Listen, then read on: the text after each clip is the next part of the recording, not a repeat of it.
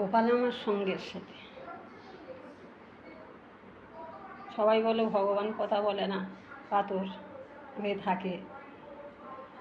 ঠাকুর আবার কথা বলে, ও সব মিথ্যে। তা কে কী বললো সে জেনে আমার কোনো দরকার নেই। আমার সঙ্গে যে ঘটনাগুলো ঘটেই চলেছে, কি ঘটছে, নিজের কানকে আর চোখকে তো আর মিথ্যে কথা বলতে পারি না। আমিও ভাবতাম ঠাকুর মূর্তিতেই থাকে, হয়তো যে সাধন ভজন করে তাদের সঙ্গে কথা বলে, তাদের দেখা দেয়। আমাদের মতো সাধারণ মানুষের হয়তো ভগবান কোনো দিন কথা বলবে না। কিন্তু আমার নিজের সঙ্গে যেসব ঘটনা ঘটেছে আমি নিজেই অবাক হয়ে যাই।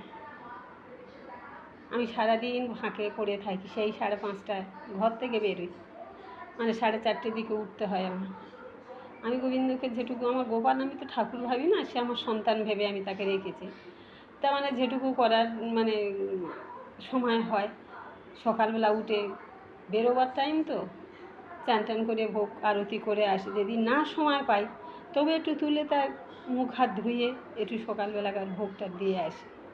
এক দিন একান্ত শরীর হয়তো খারাপ, উঠতে পারতেছি না, একান্ত খুব অসুবিধা হলে তাহলে বোর বলে আসি, কিন্তু ও দেয় দুপুরবেলার খাবারটা, বলে আসি, সে বলে তো দিই।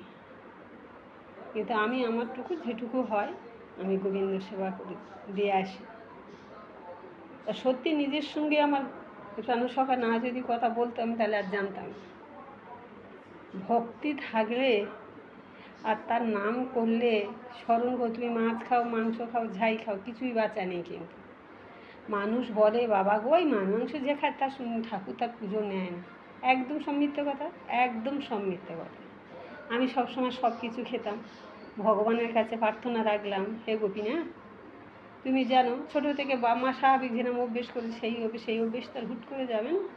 তুমি যদি কৃপা করো যে আমার মাছ মাংস খাওয়া ছেড়ে দিলে আমি তোমায় পাবো, তোমাকেই কিন্তু আমার ছাড়াতে হবে। তার প্রতি ঘৃণা এনে দাও, তার প্রতি গন্ধ এনে দাও, যে আমার ওর প্রতি কোনো রুচি থাকবে। একমাত্র তুমি সব, তুমি আমার পথের দিশা দেখো। তা সত্যিকারে কী বলবো, আর আস্তে আস্তে মাংসের প্রতি এত আমার ঘৃণা ধরে গেল, আমি আর তার চোখে দেখতে পারি না, তার গন্ধ শুনলে আমার কেমন হয়।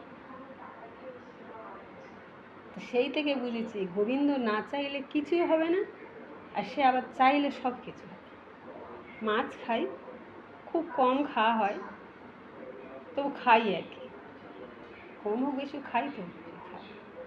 কিন্তু ওই তাতেই আমি কাপড় চোপড় ছেড়ে গা ধুয়ে তবে গোবিন্দ সেবা দিয়ে তবে কাজে বেরোই। আবার এখান থেকে গিয়েছি